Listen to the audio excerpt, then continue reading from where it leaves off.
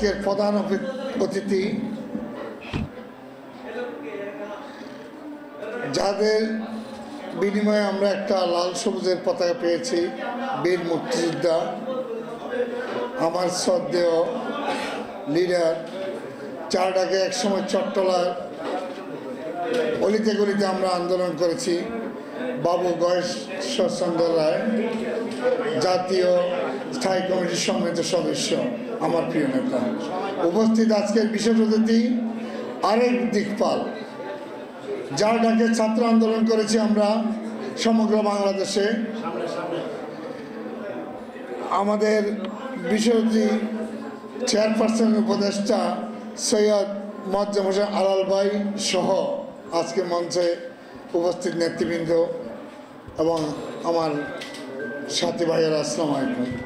আমি সুদূর আমেরিকা থেকে এসেছি, শুধু দাদার কথা আলাল ভাইয়ের কথা শুনে আমাকে আজকে সভাপতি দাওয়াত দিয়েছে। আমি ওনাকে সালাম দেওয়ার জন্য ওনাদেরকে আমি আসব, এসেছি ওনাদেরকে দেখতে পেয়ে আমি আনন্দিত। এবং ওনাদের যখন এখান থেকে ডাক দেই কোনো আন্দোলনের, তখন আমরা ইউএস থেকে ঝাঁপিয়ে পড়ি।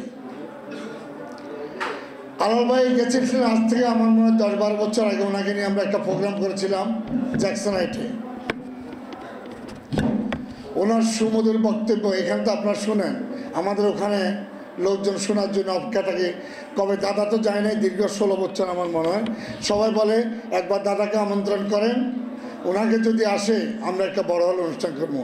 আমি আজকে ওনাদের পাশে বসে বক্তব্য দিতে পারছি, আমি নিজেকে ধন্য মনে করছি। আপনারা জানেন এই স্বৈরাচারী হাসিনা দীর্ঘ 16 বছর আমরা দেশে আসতে পারিনি। যখনই আমাদের ভাই বোনেরা এখানে কথা বলতে পারতেন না, তখন আমরা 111-এ টেলিকনফারেন্সের মাধ্যমে সমগ্র বিশ্বকে জাগিয়েছিলাম। আপনারা জানেন 111-এ 17 জন ইউএস সিনেটর একটা চিঠি দিয়েছিলেন ইলেকশন রোড ম্যাপ দেওয়ার জন্য।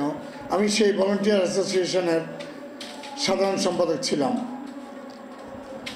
আমরা যে আজকে এখানে মঞ্চে কথা বলতে পারছি এই নেতাদের কারণে, যারা লাস্ট সবুজের পতাকা দিয়েছে। আমার প্রিয় নেতা, স্বাধীনতার ঘোষক শহীদ রাষ্ট্রপতি জিয়াউর রহমান।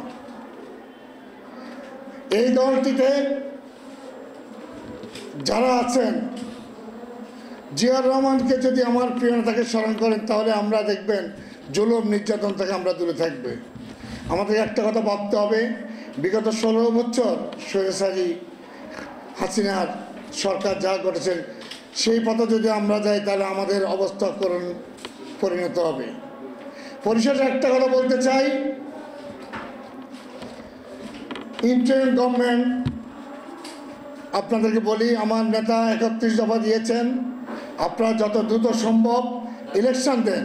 আপনাদেরকে যত ধরনের সাহায্য সহযোগিতা করার আমরা করব।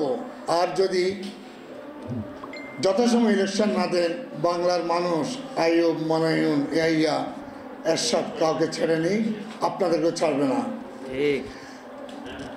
আবারও আজকে আমাকে এখানে আমন্ত্রণ জানার জন্য প্রথমে একাডেমিকে ধন্যবাদ জানিয়ে আমি আমার সংক্ষিপ্ত বক্তব্য এখানে শেষ করছি। আসসালাম।